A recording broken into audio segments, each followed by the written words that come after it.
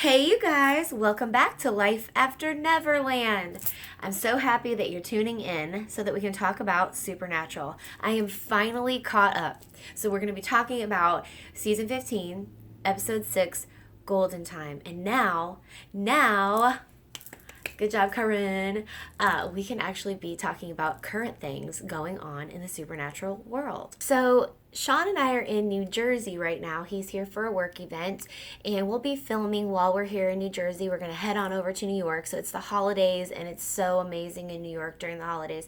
And we will make sure to get a vlog set up soon and share all of that with you. So, if you guys like to see traveling vlogs, that's another part of what we do. All right, so let's get started talking about the episode. It starts off with this young lady, and she's going into Rowena's house. And she's rummaging around, making a mess, throwing things all over the place, and breaking things.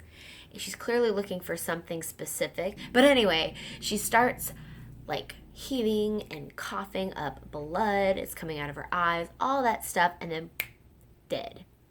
Then we go to Sam and Dean in the bunker, and just like I said in my last episode, they're doing some of these funny little Dean-isms, and I thoroughly enjoy them. So this time, Dean is eating cereal, and he's in his pajamas, and he's got these funny little hamburger pants. I love it. So Dean. And, of course, Sam's giving him a hard time because Dean's being quirky Dean. And he goes to eat some more cereal. He's like rummaging through their little cereal stash, and he just throws some in his mouth, and I just love it. Jensen, again, he must have had stale. I'm assuming I wonder if Jensen does this off the cuff or if, it's actually in the writing and the directing. I would love it if he just did it off the cuff because that would make it even funnier. But he put the cereal in his mouth, and I think it was stale, and he was that's gross, Anyway, Sam is saying to Dean, what's going on with you? It's basically like you're giving up. You're giving up on stuff, Dean. What the heck? And, Dean will explain himself at the end of the episode. So we'll talk about that later. But guess who appeared in this episode? Cass. So I absolutely adored that. I want to see more Cass. And this episode had a lot of Cass. So Cass is in this town, and he is going to this bait and tackle store, and he seems to know this guy Andy who runs the store, and they're having a conversation. And Andy tells Cass that he used to be, or he is, a volunteer firefighter, and that he ended up seeing this young boy.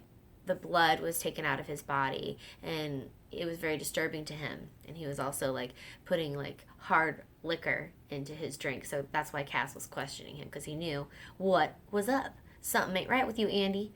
Why are you drinking? Probably in the morning. Morning drinking. That's a big alert. Then Sam is running, and you see him being followed by some sort of ghost. And it ends up being Eileen. She was in season 12. And if you remember back, she was a maid. Her and Sam, I just feel like they didn't really have a love connection, although I feel like that's where they were always kind of going. Do you think that the two of them have chemistry? I do not. I want to see them have chemistry, but I just don't, and it just feels pressed to me. It feels pressed, but I do like Eileen, and so Eileen is a ghost, and if you remember, I believe she was killed by bloodhounds. Oh, she mentioned it in the episode. She was killed by bloodhounds. And she was thrown into hell. So she's seeking some help from Sam and Dean because she doesn't want to be in hell anymore. She wants to go to heaven. And she explained to them that when they were closing up hell, she got out of there as quick as she could. So that is why she's a lost soul on earth. And I guess, we learned from Kevin Tran that they're going to go crazy. If they stay on earth for too long, they legit will go crazy. So they want to try to find a way to help her. And Dean comes up with an idea. Why don't you head over to Rowena's house? Why don't you see what we can come up with? Maybe we could catch her soul and rescue her that way. Just in her own little cubby home, a captured soul. There was some sort of spell that they had used on other lost souls, and they put them all together. And Dean said the only way we can do that so she's not stuck with these crazy lost souls all in one big box, let's put her in her own box. So off Sam goes with Eileen to try to figure out a solution. So meanwhile, Cass meets this lady while he's investigating the loss of this boy, and her son is missing too, so things are highly suspicious. He goes to the police station, and the lady at the front desk, who is dressed mighty retro, I must say, and extremely nosy, I must say. Anyway, she says that the police officer is gone on Tuesdays to cut his hair, and Cass is kind of like, say what? And I'm kind of like, that is definitely suspicious, 100%, because who gets their hair cut every single Tuesday? Especially a man or a woman. Who gets their hair cut every Tuesday? So immediately I thought, there's something suspicious with him. Did you guys suspect? Okay, I'm going to tell you anyways. At the very end, the police officer is the bad guy. He's a monster. And I don't know. I thought it was predictable. I really do. When she said that, I immediately had antennas that went up. Did you? So Cass is in the police office eventually and speaking to the sheriff. And the sheriff is giving Cass a hard time and makes Cass give his superior a call. And guess who he calls? Dean. And I love it. I loved this part because it reminded me of Bobby. So whenever they have to call the FBI and the FBI agent or superior has to talk to the sheriff, they always have their back in that way. And I absolutely love that. So Dean was the one, and Cass knew it. He knew he would have to get a hold of Dean, and Dean was giving him a hard time. And that little scene right there between Cass and Dean on the phone, and Cass feeling like basically Cass's funny way of being frustrated with Dean was endearing and cute. But anyway, the sheriff ends up giving Cass some information, and he heads off to try to find out what happened to this boy. Eileen and Sam are at Rowena's house finally, and they find a secret room that has a bunch of spells and journals. And Sam ended up finding a spell that Rowena was trying to work on, but she was never able to finish it. And the spell was in order to help Mary. When Mary died, when Jack ended up killing Mary, she wanted to bring Mary back to life, but she needed a body, and they didn't have a body. And so she was trying to find another resolution, but she was never able to do so. So basically, that's what they're going to start doing now with Eileen. They're going to try to bring Eileen back to life. While they're trying to do this, they end up running into these evil witches that are related to this young girl that was just killed, and she does have a name. The witch's name is Jacinda, that died in the very beginning of the episode. So this is basically her mother and her sister that are coming, and they want to get into Rowena's place so that they can ultimately steal the spell so that they can bring Jacinda back to life. In the meantime, they are torturing Sam and making sure that he doesn't steal the spell, because clearly Sam needs that spell. Okay. Now, something that I thought was interesting that she said was that when you come into the apartment building, Rowena's apartment building, it's hexed. So the actual building is hexed. Rowena put a hex on it for anyone who tries to come in and steal any of her spells, which I thought was brilliant. And Sam is immune to that. So I love that Rowena did that for Sam. I thought that was really cool. Meanwhile, there's this weird conversation between Sam and, I'm going to call her the grudge girl or the ring girl, the littler sister. Just a weird conversation where she's talking all creepy like, and she's trying to tell Sam about what Jacinda did to her when she was a little girl, but nothing really ever came of it. She never really ended up helping Sam anyways. Ultimately, Dean ends up showing up. A fight ensues, and the mom witch is like trying to kill Sam, but it's really not all that epic, honestly. Dean ends up killing the grudge girl. Her name's Emily. Hallelujah. Eileen shows up and starts fighting Jacinda. Now, the two of them are ghosts at this point in time, so Jacinda is really kicking Eileen's butt. There's this funny moment where Dean is trying to set her body on fire, and he's like trying to get the lighter to work, and it's not working. And I think that's funny because I don't know how many times have I tried to do that when I'm trying to light a candle, and then here he is under this intense amount of pressure and he can't do it. But anyways, it ended up working, and that girl dies. He burns her body, and Eileen is saved as a ghost at that point in time. And then Sam, he stole some special little spells from Rowena's house. It's like a little baggie, a little something. Had some little special herbs in it, and he like plunked that right in her mouth, held her mouth shut, didn't let her move, and she died. Poof!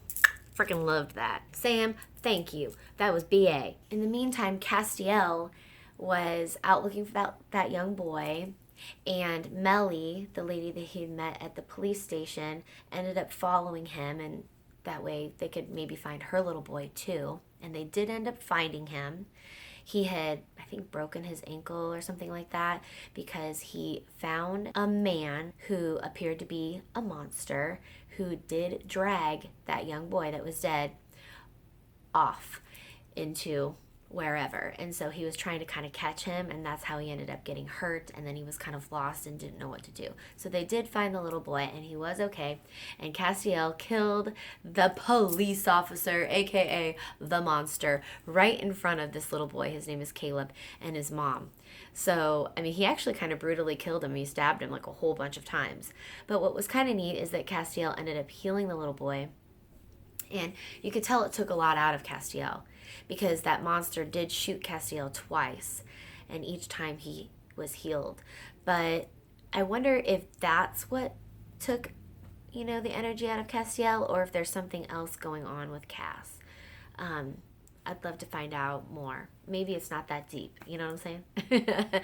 But the Castiel story kind of ends there for now. He did say that he does have some work to do, so I hope that he's going to get back into the game again because I love Cass, and I'm glad that he was in this episode. I wish they would do more things like this with Castiel. In the prior seasons before, I'd always wished I could see more Castiel. I'd like to see him do more angelic things, healing people, and being strong, and being BA. So let's get more of that going on this season. Okay? Can we do that, please? So in wrapping up this episode, you see Eileen and Sam, and they're going to execute now this spell to bring her back to life. So they have this tub of water, and there's some herbs and such in there, and Eileen gets into the water as a ghost, and when she gets into the water as a ghost, the water doesn't shift or move or anything. Then they show her coming out of the water. Now she doesn't have any clothes on. I guess that's her reborn. Is that her reborn? She's reborn. And she looks much better. Absolutely beautiful. But she comes out and the water is now normal, like as if a human being stepped through the water. But I really liked that scene. I thought it was neat. All's well that ends well. Eileen is back to life. She gets to stick her head right into Sam's chest and give him a great big bear hug. Now, isn't that what we all want to do? Eileen. You go, girl. You go. And at the very end of the episode, Sam and Dean are having their talk with each other yet again. And this is where Dean says, basically, I don't know what God is trying to do. Like, I feel like what is real and what isn't real. And that's the reason why I just kind of feel like giving up. Because no matter what I do, he didn't say this part, but I know that's what he means. He can't win. But Sam isn't ready to give up, and he thinks that they can defeat God. And that's the end of the episode. So do you guys think that they're going to defeat God? Of course they are. They're definitely going to defeat God. But how are they going to do this? So let's get on with it. This episode, it wasn't my favorite. It honestly wasn't. I got very distracted while I was watching it, and that tells me that it's not holding my interest, unfortunately. But there were parts that I did like, and I did enjoy Castiel being in this episode, obviously. I enjoyed the fact that he might get back into the game again. I loved that because it gives me hope that I'll see more Castiel. He'll be reunited with Sam and Dean, and he's going to kick A and beat God to the ground. I like that. I also enjoyed the fact that Rowena had a special place in her heart for Sam. I like the fact that he learned some spells from her. I think he's going to have that to fall back on when they start to get deep in the midst of fighting God. So I did like that. And of course, I love the little Dean-isms. I'm trying to think if there was anything else. I think the one thing that I just really didn't like is that I think that Eileen is a nice, lovely character. But if you can only use that spell one time, just one time, and then it's done, why would they waste it on Eileen? What if Dean needs it? Would it work on an angel? What if Cass needs it? Why? Why would you waste it on Eileen? So I think that's what bothered me about this episode. I didn't like it. Please tell me what you guys think. What parts did you like? Or am I a complete nincompoop? And you can tell me, Corinne, this episode was the shiz. What is wrong with you? But anyways, I cannot wait to talk to you guys further about episode 7 because it's going to be available soon and I want to be current with you guys. So have a blessed weekend, everyone. And thank you for watching. Till next time.